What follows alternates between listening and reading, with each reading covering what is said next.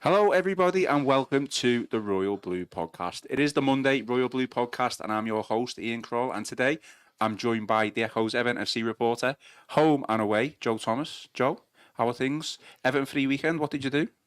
Well, it worked. Okay.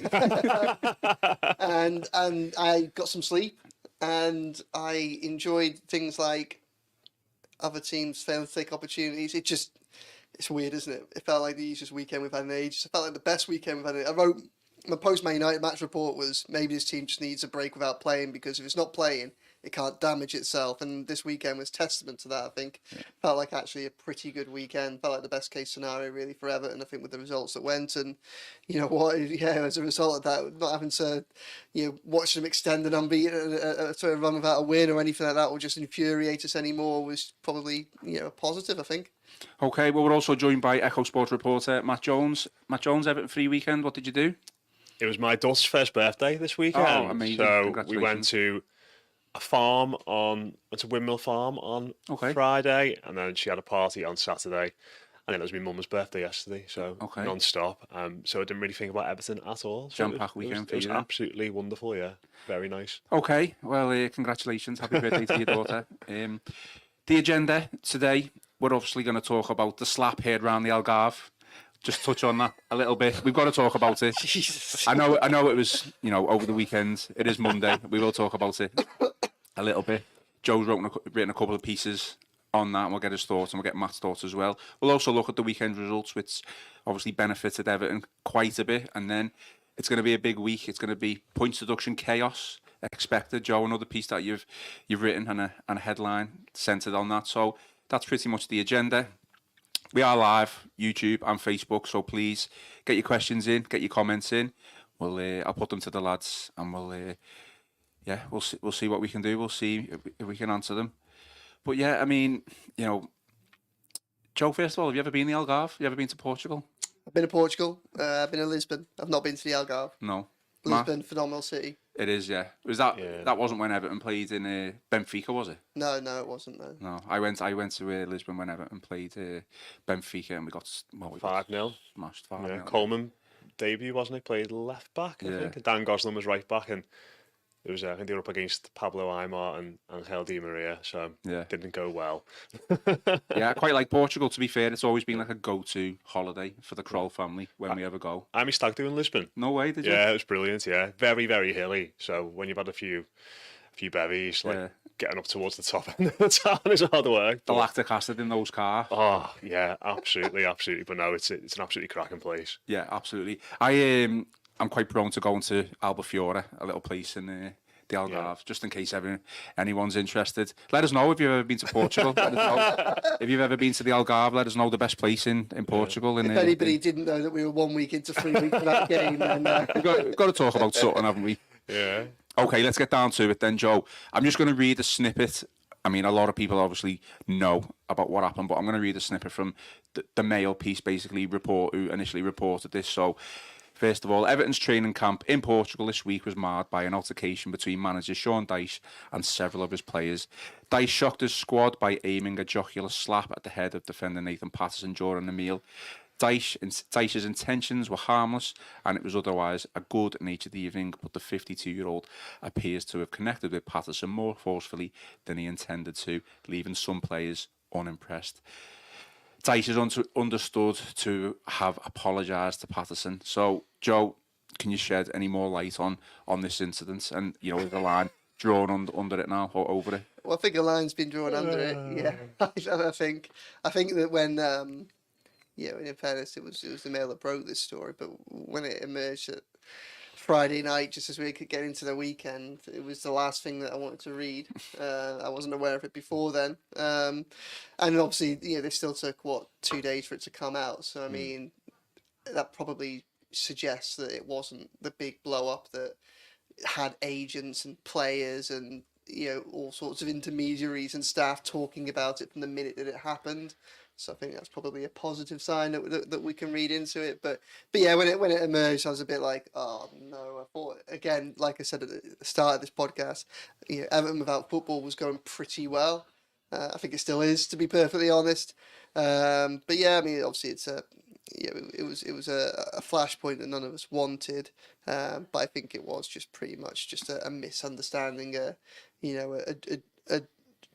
As they use it, I was going to say a jocular thing that just perhaps was misjudged perhaps by Dyche, and I think there was obviously an immediate reaction, but I think it calmed down pretty well. And I think that if you have spoke to multiple parties in relation to this, and I don't think there's any lingering resentment or anything like that. I don't think this turned into a big spat, and I don't think this was turned into anything that continued. If you look at, I know the club released images, but obviously the club released lots of images from the campus where they were staying throughout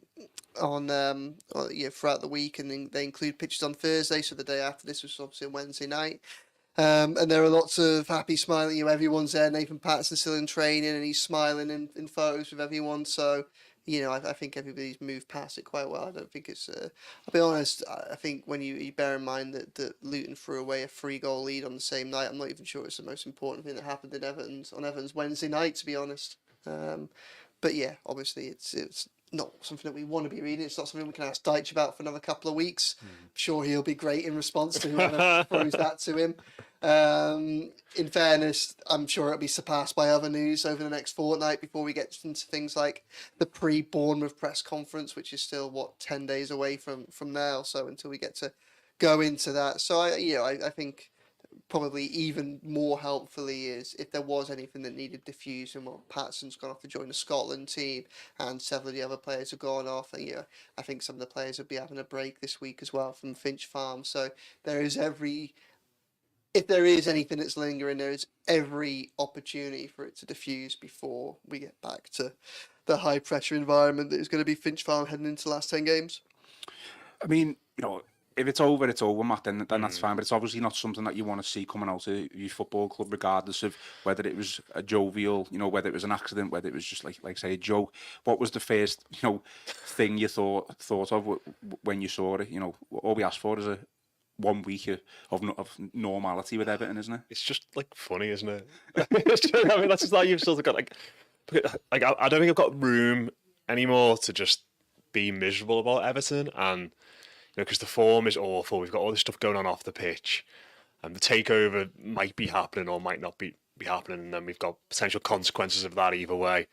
So I just sort of laughed when I saw it, and obviously, Joe's follow-up report would indicate it's probably not as a serious an event as it was initially reported, but it just feels like one of those things that is probably nothing, but when things go forward and potentially we're looking back on this season and how much of a catastrophe it's been, it will be rolled into analysis of, well, the signs were there when this happened or when this happened, and it might eventually be made to be more than it is. But I just feel like it's probably one of them where, as much as going away on that training camp is meant to be good for morale and helping everybody, build some camaraderie. This squad is small. They've been together for a long time throughout the course of the season. Maybe it would have been better for Everton if it was the international break. Then they had a break and they could do the training, because they all would have had 2 weeks away from each other. Maybe it's just a bit like Christmas time, where you get sick of the sight of people after a few days. Maybe it's just a bit of that, where everyone's just a bit annoyed. The mood's obviously not going to be great, despite what the manager said, because we're playing poorly. We're down the bottom. We've got things hanging over us. It's not surprising. I think things have got a little bit tense, but just one of them. Obviously, we don't know exactly what happened, and we're just going to have to sort of hope and assume that it was just a bit of a flare-up over nothing going forward.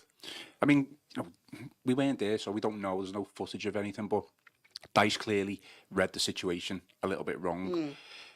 It was a public place. It wasn't something that happened on the training pitch. So is there any concerns that, he hasn't got the backing of some of the players? I'm just talking about leaks to the press. Yeah. Obviously, like I say, it was a public place, so anyone could have seen what happened and obviously just reported it to the press and stuff like that. Yeah, I think if it happened on the training pitch, then possibly the fact it's happening in the restaurant perhaps mitigates that a little bit. Yeah.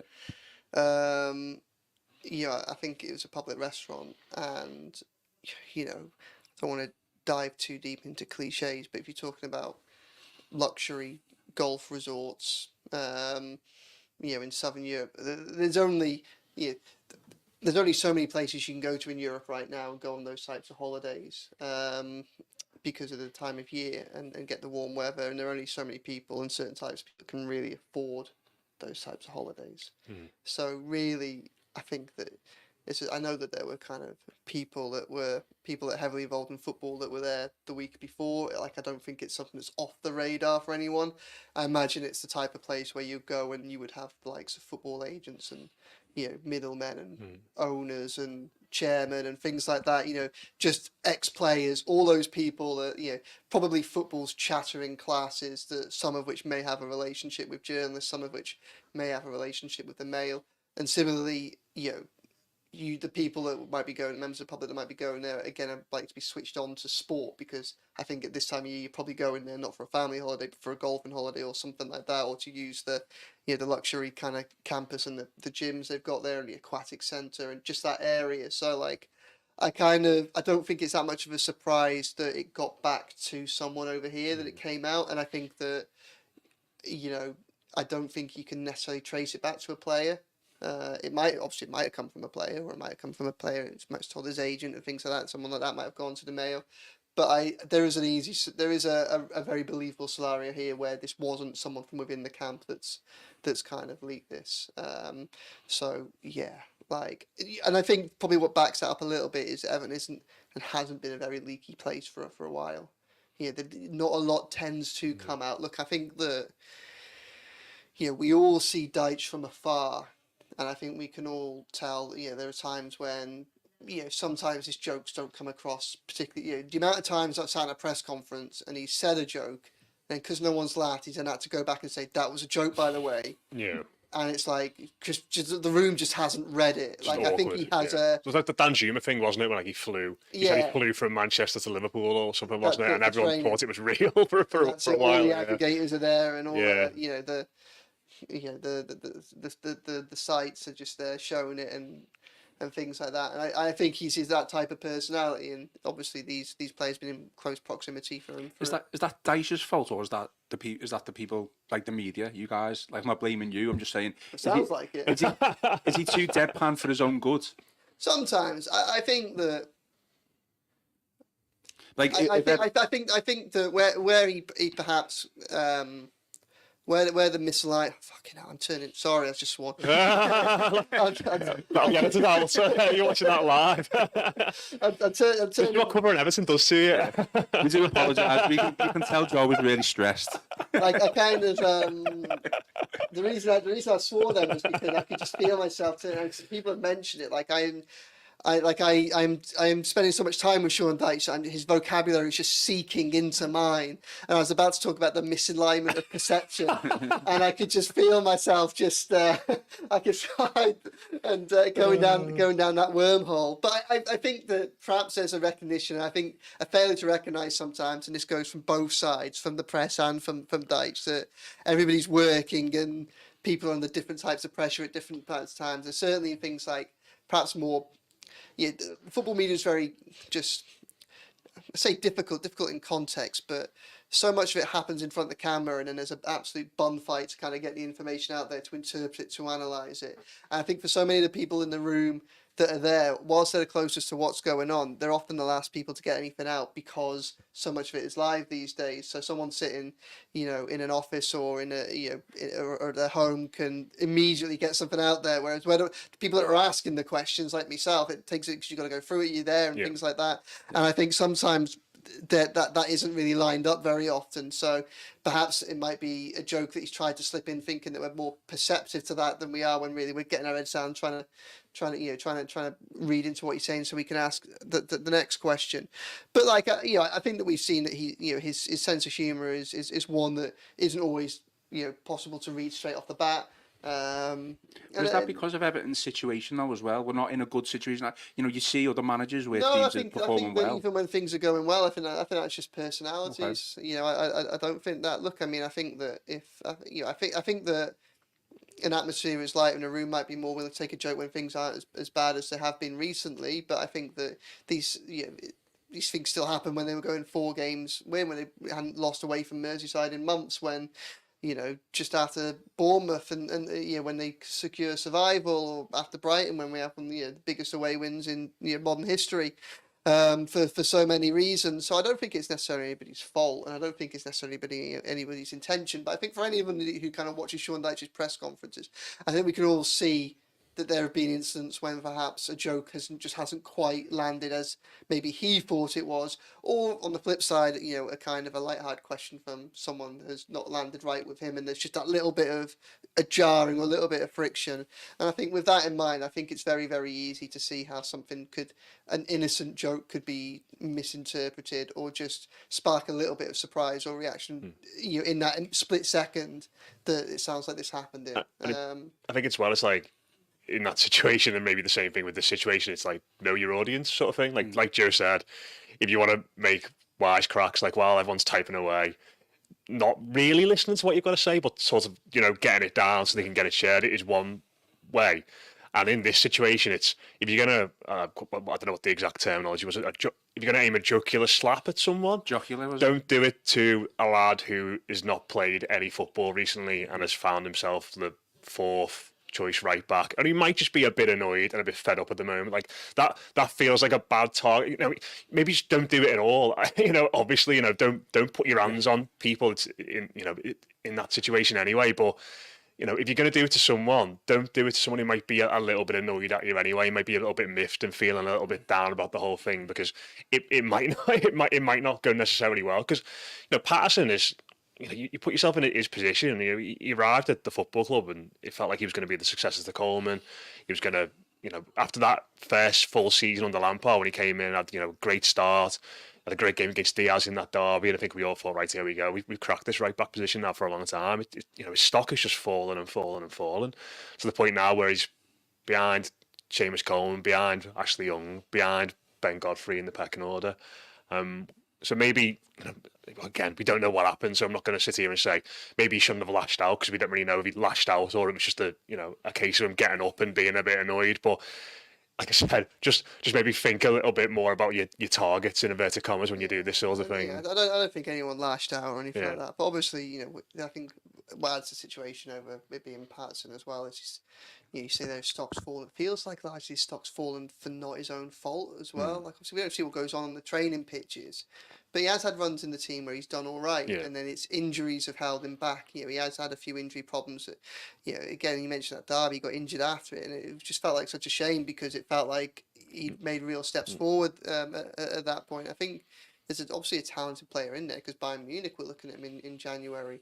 I am baffled as to how he's ended up not getting any minutes in the past few months. Like, it really does surprise me. I think Ben Godfrey, has many talents. I'm not sure that right back is the position that's best suited for him, and I'm not sure that he's backed that up in his performances, certainly at key moments in recent games. So to see Ben Godfrey turn out at Old Trafford at right back just felt like a little bit of a surprise. To see him finish the game when Everton were chasing it from half an hour inwards, you thought, well, an obvious thing to do might be to bring on this might be the time that you do bring on a more attacking-minded right back. And he didn't. I have a lot of sympathy for Patterson, and I don't think there's any anger from his camp in relation to this either. I think, to be honest, it's, if anything, it's more just embarrassment, really. I don't think from his perspective that any of this, what he want any of this to come out or anything like that. I think. Well, it sounded like it was the group of players that reacted. Yeah, rather than Patterson. I think it might have been people on his behalf as much as anything else. Yeah. But again, look, I think they haven't won a league game in 11 games. So, they know they're in a relegation battle that they've had every opportunity to pull themselves away from, regardless of points deductions and what that might hold. We've written thousands of words of the missed opportunities that were wasted against Palace, against Brighton, and against West Ham. pick up 7 more points in those 3 games, which they probably should have done, or at least 4. At least 4 more points from those 2 games, and all of a sudden you could potentially take another 6 off, and they're still clear of Luton and even further clear of Forest if they get a reduction, which is widely anticipated. So they that dressing room probably isn't going to be the easiest place in the world, or wouldn't have been the easiest place in the world going into this. This break, as we've said, I think is a good thing for them. And you know what, something like this might have actually helped clear the air or something like that. Maybe there might have been a little bit of tension and this just diffused everything. Like I say, everything from the training ground after the following day, everything looked positive. It still took a while for this to come out, and as I say, I don't think it's as big a deal as we perhaps first feared when we first saw the story. That isn't to say that there isn't potential for it to have an impact. Like, it's probably one of those ones that, like Matt says, we look back on at the end of the season and we'll be able to interpret with the benefit of hindsight. A little bit like Decore in January of last year, when it kind of emerged. He'd had a bit of a falling out with Lampard and was training by himself. And I think at the time, Decore wasn't an obvious solution that to Everton's problems. It took Dyche coming in, bringing him into the first team, and playing him in a system that allowed him to kind of have the freedom to have an impact and affect games in the way that he did. And obviously, probably no more important player than Abdoulaye Decore to that Everton side in the last 12 months. But it was very difficult to really know what the gist of that all was last January, and it's only really. But looking back on it now, we can see it's a turning point. I don't think this will be a turning point by any stretch of imagination. Well, that was it with Decore, wasn't it? Like, I remember the City away game. He sat on the ball, and everyone, because we don't get to see behind the scenes all the time, we don't really get to see what the fallout with Lampard or whatever it was. We sort of take these moments and little snapshots we get from.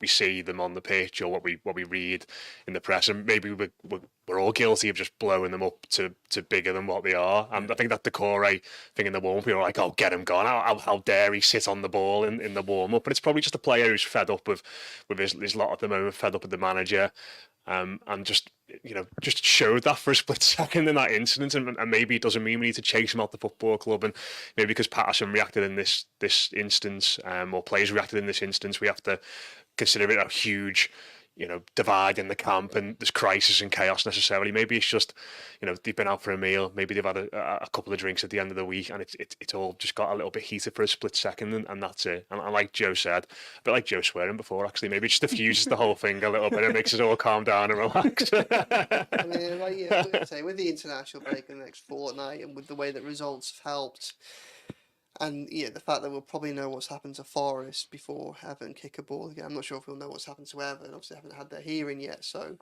although we will have the accounts by the time, by that point, I should feel silly by Newcastle anyway. So we'll have a rough idea where things are heading. I think if anything like this is going to happen, it happens. It's a good time for it to happen on, and hopefully there won't be any lingering impact. But we'll have to wait and see. Be funny if Patterson set up a trainer with like a neck brace on, wouldn't it? Up in Scotland. I mean, that definitely would break the ice. 100%. Obviously, that's a joke. Yeah. I mean, all seriousness. I can't even speak. Seriousness. Yeah. Everton return against Bournemouth in a couple of weeks, probably entering the most important part of the season. It's important that Dyche retains, the support of the players, isn't it? Oh, massively so. And I don't think this means that he necessarily hasn't got the support of the players by any means. Like Joe said, I don't think. To use an example, Manchester United over the past 2 or 3 years, it feels like every time they have a bad result or something goes on, you hear about it, don't you, straight away in the press, because there are so many leaks in that dressing room and so many players who are willing to speak to reporters because they want to get their side of it out, and it doesn't really feel like that's the case with Everton at the moment. Maybe in the past before Dyche came in it was that, but by and large it feels like a pretty united camp. The message seems to be quite consistent whenever they speak after the game. How much you can read into that, you don't know, but it doesn't strike me from what little we see in public and what we hear in public of players being discontented with the situation or discontented with the manager. That's not to say that if we lose the next 2 games that things might change, or if we get hit with another points deduction before those games, things might change again.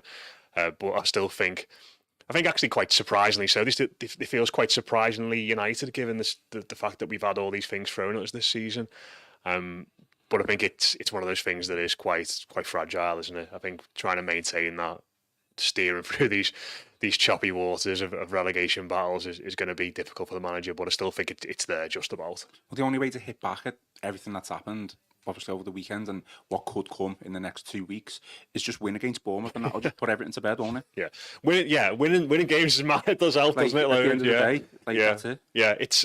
If we go and beat Bournemouth, then all of a sudden, like, everything's just so much better, isn't it? Like, we probably don't speak about anything to do with this ever again. Everton are probably 4 or 5 points clear of the relegation zone. Well, no, even more than that, wouldn't it? Based on the time they kick off, and all of a sudden everyone feels a lot better and a lot more relaxed about things.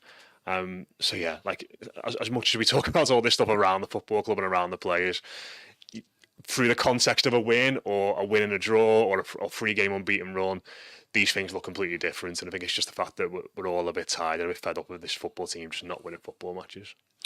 Just a reminder to keep getting your questions in and your opinions in the comments section. Joe, we've had one in from Kenneth Lowy on YouTube. He says, never mind the slap, what about an underperforming team getting a luxury holiday in the sun? Second part to his point is, also, Ellis Sims has almost got Coventry into the semi-final of the FA Cup by himself, and here we are with no goals. What do you think? Yeah, 2 interesting points. In terms of the break, look, I mean, I don't think it's particularly controversial to say the world in which these players live and everything they do is in luxury. Finch Farm is luxury. Like, I think it makes sense for them to go away. I think it was a good opportunity. I was speaking to Michael Ball about this morning, and he was saying that he's been on these camps before, and they're really, really good for a couple of reasons. Obviously, one, it gives you an opportunity to to carry on training, to keep your fitness, but it's actually everything around it that's better. He says that they can be really, I mean, ironic given what we've just been talking about, really good for team bonding. He said that obviously what you do on something like this is you spend so much more time with your teammates and with your players. Like you can get around the goal together, or you have a drink after a session because it's all you together. And I think that people perhaps misperceive that sometimes from what it's like on a day-to-day basis of being a footballer. Really a lot of them, they'll go to training, do a couple of hours, they'll go to work, and then they'll get in their car and they'll drive off home or something like that. So you don't necessarily have a lot of that kind of, communal style, like friendships and relationships, chances to kind of get to know each other just that little bit better. And it's why pre-season tours are so good, because you're almost forced into a situation where, you've got to kind of like, dedicate more time to each other and build personal relationships, which are good. And also he thought it was a good opportunity for a psychological break. And that's something that I've written a lot about. Like, I think that this group of players, I've written a piece today on some positives from this season, because I think there are a lot of reasons to be genuinely concerned about it with Everton at the moment. Huge reasons, but I think there are some positives that are easy to miss when you're in the midst of where we are at the minute. Look, 11 games without a win in the league isn't good enough. Being on the brink of a relegation fight for a 3rd year in a row isn't good enough. But I think when you look at these players, this is a group of players that should have Everton 9 points clear of a relegation battle. It's an achievement that they've been able to go 11 points. This side has gone 11 games in the league without a win and been hit with a -6 points deduction. It's still 3 points clear of the relegation zone. I mean, I've got to laugh at that. I don't know what to say. Yeah. Like, I know we can talk about things from a club perspective, but from a playing group perspective, not only is that actually pretty impressive, but it's incredibly impressive when you compare that to where this side has been for the last 2 years. And it's even more so when you think that, it's been two years of cost cutting. So this squad is the weakest it's been in the last 3 years, and yet look at how it's performing in contrast to those other ones, and against such incredible odds. That doesn't mean that, everything that's happened in the last 11 games is excusable. Doesn't mean mistakes haven't been made. Doesn't mean that players don't need to improve their performances. They, both ends of the pitch, of course they do. And maybe they do need some hard truths, but they also probably need a little bit of love and a bit of opportunity to reflect. And I think that, by going away, it just takes them completely out the glare of the media spotlight and everything else. It just gives them a little chance to just almost just have a breather and just go, right, this is where we're at. And I think that's really important. I think it's important that they did it this week because it meant they could go away together as a whole squad as opposed to the next fortnight when obviously you got people all over the world playing international fixtures. So I think it was a really good thing. I understand the commenter's point, but I think this was the most sensible thing to do at this time. I think it was the best use of time. Because again, like if you let that group of players go off for a week of their own holidays now, then like what headspace do they have that break in? If they're going off by themselves and with their families, and what it then means is for some of those players that you're not seeing them for 3 weeks again. So at a time when they're going to be so fragile, really you want to carry on working with them and keeping them all together as much as possible. So just on the Sims point there, yeah, the Sims points are really, it's just, oh, go on. No, I was going to say someone countered Kenneth's point by saying, Michael Barnes on YouTube has said Sims is a 1 in 4 striker in the Championship, not good enough for the Prem. So two different commenters there, two different opinions. I mean, Sims is doing exactly what he did at the back end of the calendar year of 2022, where he's making Everton's first team look foolish. He has a habit of doing that. It's no different to when he was on loan at Sunderland. And he was scoring goals, not quite for fun, but he was doing well in a Sunderland team that was doing well in the Championship. And it was at a time when Calvert-Lewin was struggling with injury and Everton was struggling to score under Lampard. So they brought him back at the end of the year, the first day of the January transfer window. They brought him back. Now, that was whether or not it was a mistake to bring him back, I don't know. It probably wasn't the best thing for the player. I don't think Lampard thought that Sims was a player that he could do a big job. I think it was very much almost a bit of a PR move, bringing Sims back from Sunderland, because it had become embarrassing that he was scoring so many goals. So it was like, well, if they bring him in, one, it's an extra body in the squad. Two, there's a chance he comes in, and he did get chances. Chance of coming is that might solve the problem. But I still think, very deep into January, the belief in that club was still that they would find a striker. So I don't think he was brought back as the answer. I think he was brought back as at best a potential side solution. Look, he got chances in a side that was in a relegation battle, in which struggled to create chances. And under a manager that obviously, we've spoken a lot about Dyche's use of substitutions, whether they're right or wrong, one thing that they don't, whilst I think his track record suggests that his methods have worked to get good results for Everton, or the results that have mattered for Everton, what they're probably not great for is player development. Or giving those players who come onto the pitch the opportunity to kind of change the way in which their seasons are going. Look, Sims started at Anfield, started at Old Trafford. Anfield was a difficult one. It got very isolated. Now, obviously, it was against Liverpool. It was always difficult. It was early in Dyche's tenure. Old Trafford was a big missed opportunity for him. I mean, Everton lost 2-0 in that game, and really, it was a game of Jordan Pickford versus Manchester United. I remember watching it, and it's so easily been 7 or 8 that game. He missed a massive chance early in that game. But a 0-0 Sims, and I don't know how Sean Dyche works internally, but there's a chance at Old Trafford, and it wasn't a glorious opportunity, but it was one that it was a chance to score a goal and put Everton 1-0 up. And who knows what they've done to what was then as it is now, and has been for so long a very fragile Manchester United side at Old Trafford. And he missed that, and even at the time, it felt a bit like a big miss.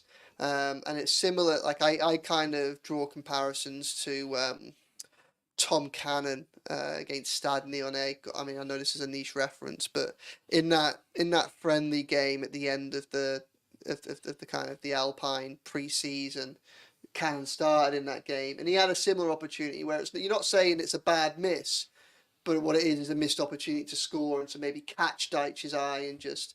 Now, both of them were sold for financial reasons. I think Sims probably would have gone anyway. I think. Sure, I'd like to believe, because the Tom Cannon sale still hurts me. Like I like to believe that people at that club would have given him more of an opportunity if Everton were in a better situation, both financially and playing with less pressure on the pitch. We'll never know. I like Tom Cannon a lot. I certainly think he's a good Championship goal scorer. And at the minute, Everton don't even have a lot of that, do they? I mean, that is very close to Everton's level, top end of the Championship. It's a side that nearly got relegated twice. So, it's galling. It's hard to watch. Really pleased for Sims. Loved it when he scored that goal at Stamford Bridge. One of the highlights of last season. Brilliant moment for him. Made up for him. Made up for the fans who got to watch it. It was fantastic. I understand his sale. I think he probably needed this himself for his own career. I don't think he would have necessarily been the solution under Dyche. I think they still start with Dominic Calvert-Lewin more often than not. I think they still go out and sign Beto or somebody like Beto. So I still think he's at best third choice. I don't think that's good for him and his development. And I think that he's someone that probably thrives off having believing there's confidence in him. And Coventry persevered with him during dry spells this season, and they've given him opportunities to carry on, make a name for himself. And now he's showing that he's got 10 goals in the past 4 weeks, and obviously against all types of different opposition. You know, 3 of them might have been against Maidstone, and you go, all right, non-league opposition, but then obviously 2 of them are against a side that have beaten Everton twice this season in the Premier League. So, you know, I don't see it as a missed opportunity. I see it as a shame, and I think it's probably something that just, it looks bad. The optics of it look bad from an Everton perspective. I mean, they've let someone go who's scoring goals for fun in the league below. But I don't think Sims was likely to be the solution to Everton's problems this season. Okay. Moving on to the weekend results then, Matt. Not a bad set of results for Everton, really. Burnley 2, Brentford 1, Luton 1, Forest 1. Couldn't have asked for any better, really, you would have thought. Well, yeah, and coupled with the mad game on Wednesday as well, with when obviously Luton had a bit of a meltdown in the second half there. That was it's gone. But you know what? On Saturday, I was just like, I convinced myself that, right, whatever the results are, I'm gonna tell myself that this is the best result for Everton, because it was one of them where you sort of looked at it and you thought you could have made a case for wanting Luton to win, you could have made a case for wanting Forest to win, you could have made a case for a draw, and then exactly the same situation in the Burnley Brentford game. You know, if Burnley lose that, they are out of the picture completely. Maybe there's a sliver of hope. I know Joe was messaging me on Saturday terrified about Vincent Kompany's lads resurging, but I think they're 9 points behind us, are they? I don't think they'll get 9 more points all season, to be honest. But yeah, it's just, we keep getting these. You know, it's been a while, I think, since we've had a weekend where I've looked at it and thought they are bad results for us. And that is because, by and large, the teams at the bottom are at the bottom because they're not very good teams and they don't win matches very often. So it probably hurts a bit more when they do get those big results and they surge up the table a little bit. But by and large, we're going to keep kind of getting away with it because teams are bad down there. You know, Luton are one of those sides I sort of look at and think, every time I watch them, I feel like there's something there with these. They have got attributes and parts of a functioning football team, but they also seem to lose every week. Well, just on that then, just going back to Joe's point when he said about Everton have had 6 points taken off them this season, points deduction, and they haven't won in 11 games. Is it just because the league's so poor?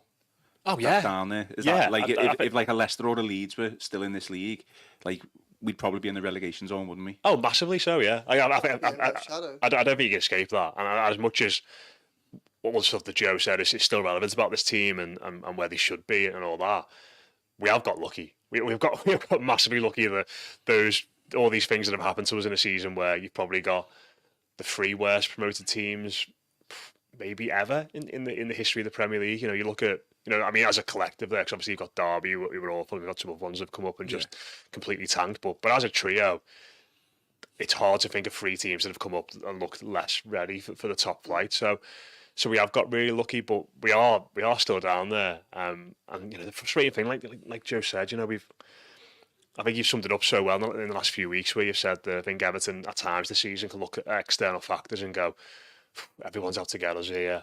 Things are going against us. How do we stop this? You know, all these things going against us and conspiring against us. But the 3 games we had before the international break, it was one of them where it's like, that's pretty much our fault. We had all those games. Maybe not United to a degree, but we had a good chance to get a result at United. But Brighton, we had it in the palm of our hands. West Ham, we had it in the palm of our hands, and we threw it away. So we could be well clear, but yeah, we keep getting away with it with the results. I'm sure there'll be a couple of teams down there who do pick up towards the end of the season. It always tends to be the way, doesn't it?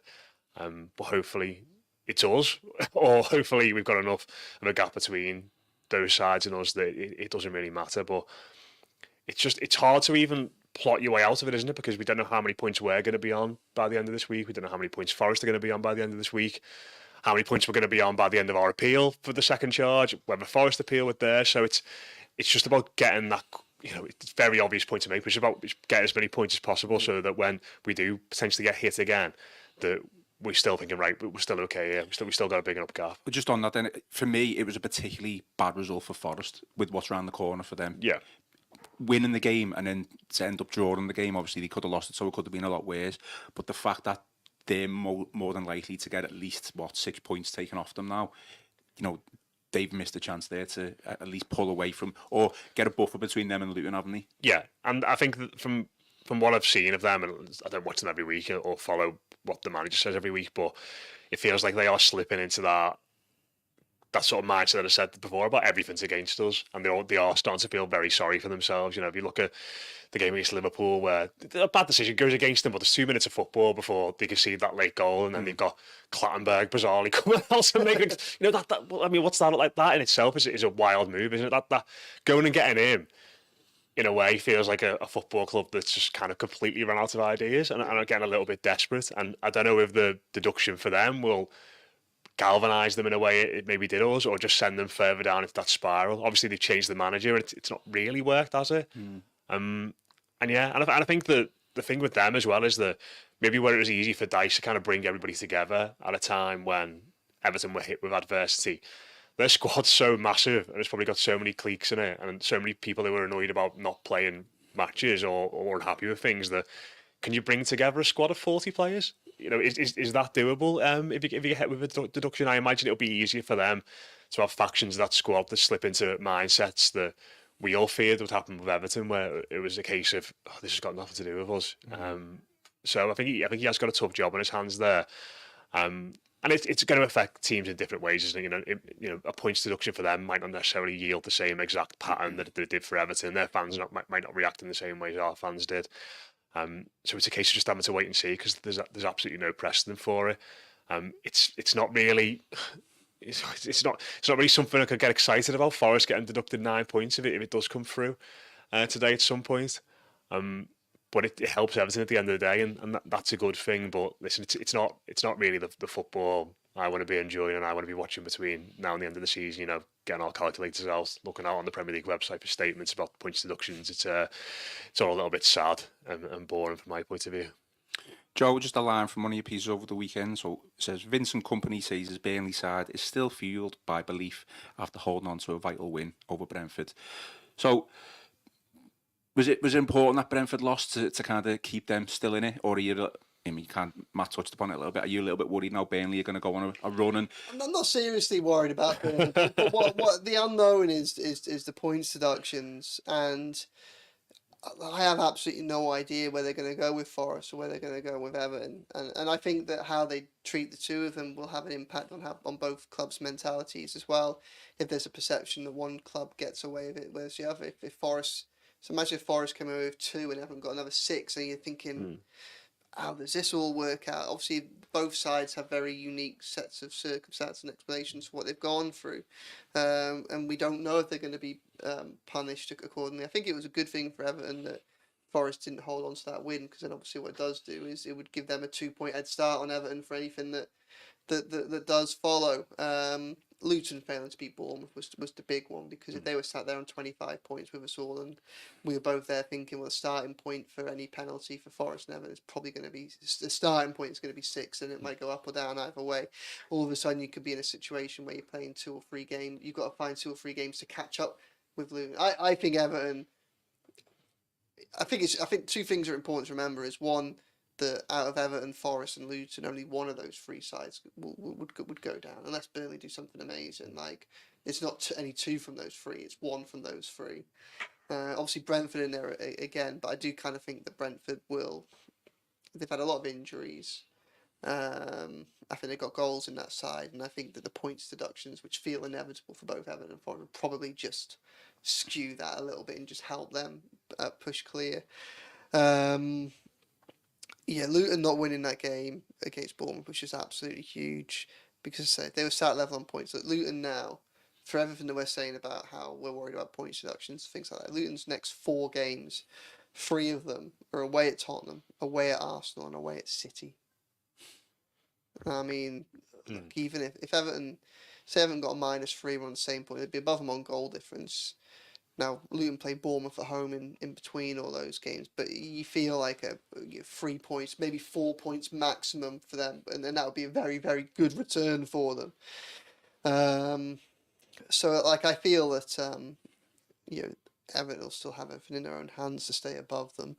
Obviously, Forest is the other unknown. But I mean, those 2 games when we come back are just so interesting, really. I think because Bournemouth and Newcastle are both sides that I think are they are beatable. I think they're winnable games for an Everton side that's better on the road as well. We've had a 3-week break as well. We'll be playing against sides whose seasons are pretty much over now. I think Bournemouth aren't going to qualify for Europe. They're not going to end up in a relegation battle.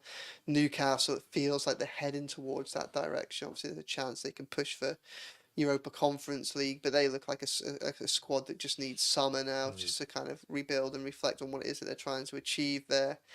Everton could easily go and get 4 points on those trip on the road, and they get that even with the points deduction with the Luton games and the fact that Forest like to get a deduction. Then, if they went and got 4 points from those 2 games on the road, you think they're probably halfway there.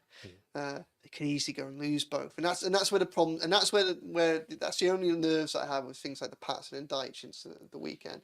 I imagine that everything's been fine, and when they come back to training at Finch Farm, everything's going to be fine. But you just worry that there will be some tension there because of the results, because of the pressure, and will cracks emerge if 11 without a win turns to 12 and turns to 13 without a win. You had a points deduction and they might be sitting in a relegation zone, or they might have to be playing catch up with Luton, which I think they probably would do, but would take time. Burnley don't necessarily scare me that much, but because we don't know, I think it's about 9 points to Burnley, but obviously if Everton were to get hit with a 6, then all of a sudden, does that give Burnley a bit of belief? Does it hurt Everton? If it turns it to any, 1 from 3 to any 2 from 4, it becomes a little bit harder. I mean, look, Everton will have the best opportunity they could possibly hope for to silence any attempt to come back by Burnley, and that is at the next game at Goodison Park in mid-April. I mean, that's just a huge game for so many reasons, and I think Burnley struggled to win even with 10 men against a Brentford side that's struggling the other day. They played 80 minutes of that game with 10 men. And Burnley only just saw it over the line, so I don't really think that we're going to see anything major from Burnley, but I think that this time what we're on now, the 16th, 17th of 18th of March, aren't they? So they play Burnley on they play Burnley on the 6th, and then I think the cut-off point for any resolution for Everton's case is April the 8th. So probably by Burnley, I think we probably know earlier, but by Burnley we probably know what the situation with Everton and Forest points deductions are. Even with any appeals, though. Well, no, the appeals go for weeks and weeks, won't they? But we'll know what the starting point for any. We'll probably know what the worst case scenario is for both sides, because they'll probably have them. And then, so we'll know what Everton are working with, and then we'll have that Burnley game, and that Burnley game feels like it'll be a big opportunity to deal with a lot of issues for Everton. Perhaps finally get that win in front of home fans again. Finally end the winless run, if it isn't over by then already. Finally get a bit of momentum. Finally kind of put a final nail in Burnley's coffin for relegation. They've just got to make sure that they get there as strong as possible.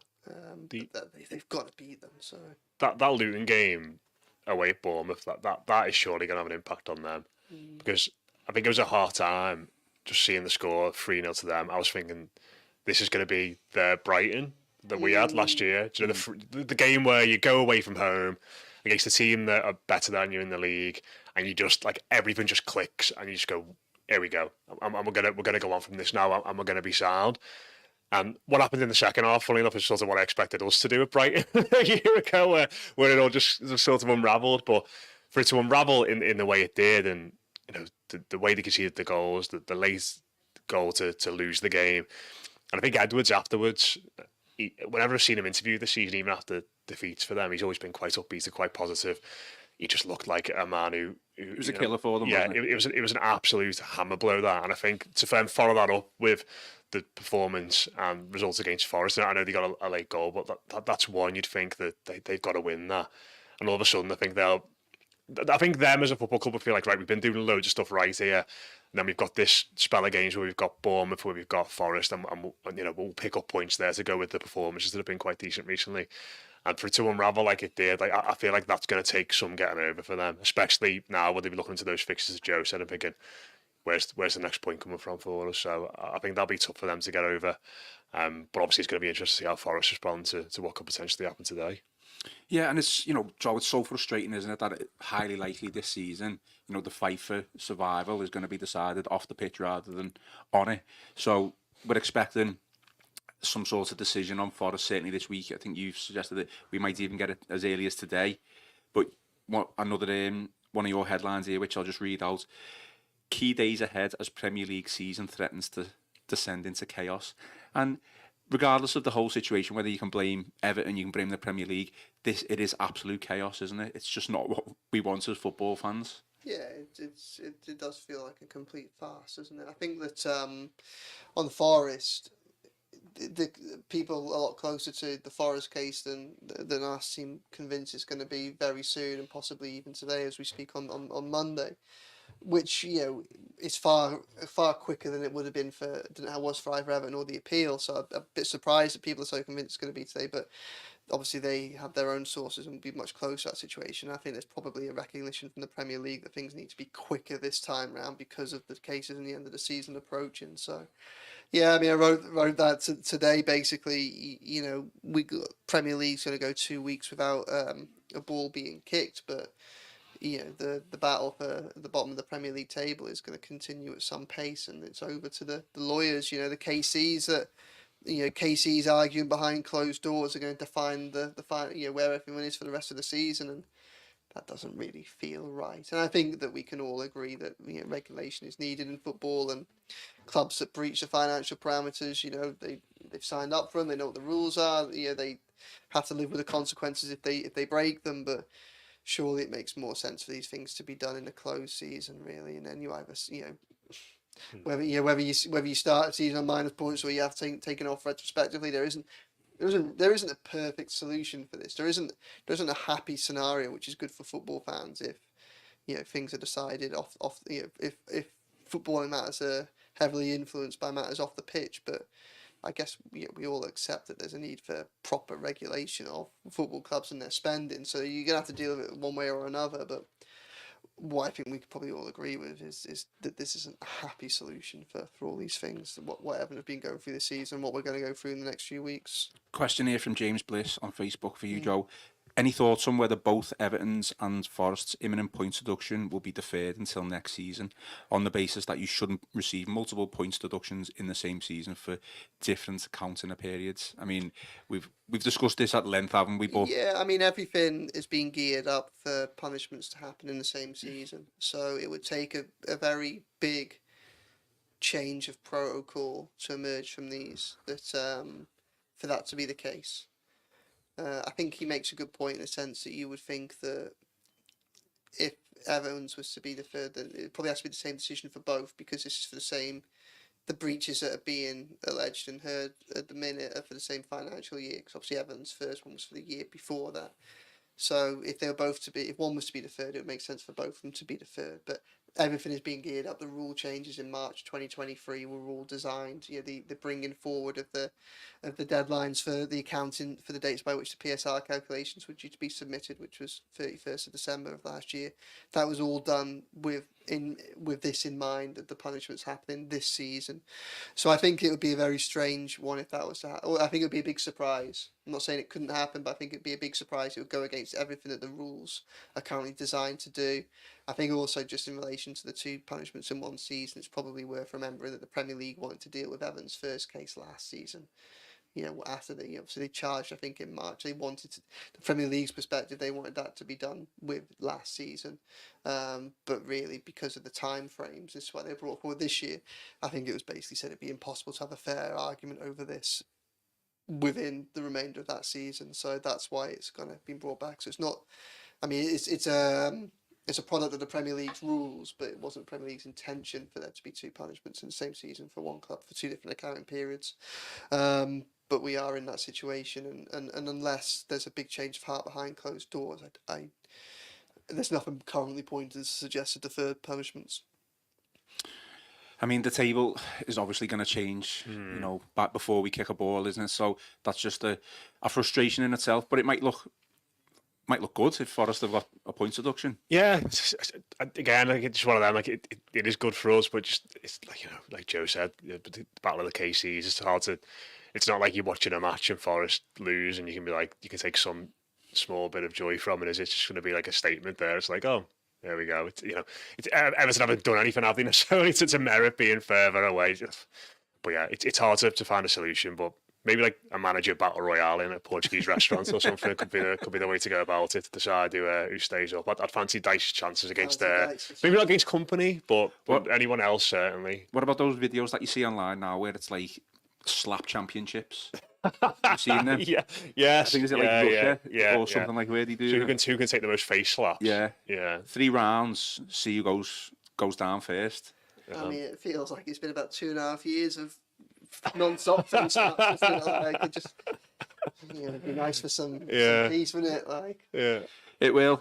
Well, we're close to an hour, and I think we've got through everything that we wanted to get through. So we'll probably leave it there. But Joe, is there anything that you want to just say? What's coming up? Obviously, Forest. You know, if that's not today, it's going to be this week. But you're going to be right there to report that on that, aren't you? Well, I mean, if it happens today or tomorrow, it will be. I've got a few days off. Oh, I mean, I think stay tuned is probably the one. Obviously, we're expecting a Forest decision. The Everton hearing is going to take place this month, so that's coming up. I think that we should all be alive to a possible conclusion of the takeover scenario. I think that things are moving towards a head on that. What that will be, I don't know. But, you know, I think coming towards the end of this month, obviously 777 will review things before they consider making their next loan instalment, which will be at the end of the month. And I think it's, you know, hard to see how the face-to-face meeting couldn't have been a big step towards a conclusion one way or the other. So that's upcoming. So I think it's still going to be busy these next few weeks. Obviously, you know what, I think probably end on a slightly positive note. I wrote a piece this morning on just trying to find some positives from Everton's season, because I think there are genuinely some positives from the season. I think, you know, it's easy to get caught. You know, the more important things are negative and they're concerning and they're worried and they cause legitimate worries, relegation, takeover, those type of things. But, you know, especially when you compare it to the last 2 seasons, there are things that we can take as progress this season. One of them we'll hopefully get to see Jared Brownfield on the pitch in an England shirt. You know, I think the club can take some, you know, albeit he joined later, I think the club and the fan base could all take some pride in that. I think that's a moment that we should enjoy. And then, just a few other bits and pieces in there. Just have a look at the piece, let me know what your thoughts are, because, you know, this 3-week break does give an opportunity for some pause for reflection, and as difficult as it has been and things are going to continue to be, I think it's a little bit of perspective and a little bit of a look at some reasons to be a little bit more optimistic. Yeah, might be worth just doing, because it has been a lot of doom and gloom this season. So absolutely, Matt. Anything you want to get off your chest? Anything you want to say before we go? No, I'm just terrified of Branthwaite and Onana injuring each other when England play Belgium. Yeah, you know, that feels like it could be very Everton. But but no, in all seriousness, like, you know, Branthwaite making his England debut against, you know, I do not care about England at all, but like, for that lad to make his England debut potentially against Brazil at Wembley could be absolutely amazing for him, couldn't it? So I'll just be looking out for him. But yeah, I can't believe Joe's not going to come in on his day off and talk about Everton. Talk about selfish. Well, I'm not ruling it out, but did I say I got 8 days off? So like 8? Yeah, so you know, so it depends on what falls and when. As Everton correspondent, you shouldn't be allowed that many days off. Just too much going on. Too much going on for you. I mean, it's felt like that for so long, hasn't it? So, you know, got my own winter break and recuperate. Don't play golf, so that bit's gone. I'm sure it's much deserved, John. And I can't afford to go to luxury golf resorts, Iberian resorts. So yeah, but still. Cup of tea in the Dobbies and speak with me Dobbies card, I think. Fair enough. Okay, well, for those watching on YouTube, Facebook, for those listening on our podcast channels, please just remember to Give us some support. Hit the like button. Subscribe to our Royal Blue YouTube channel. Also follow us on Facebook, which is Everton FC Liverpool Echo. Send us the feedback. Show us your support. Leave your comments, feedback, everything positive or negative. Can't even speak today. Joe, what's your Twitter handle so people can send you feedback? Joe_Thomas18. Matt, Twitter Matt handle? J Football. Matt J Football, and it's not even Twitter anymore, is it? It's X. X, yeah. But people still call it Twitter. And mine is at Ian Croll 1. Straight to the point. Okay, well, that's all for today's show. I've been Ian Croll, joined by Joe Thomas and Matt Jones, and this has been the Royal Blue Podcast.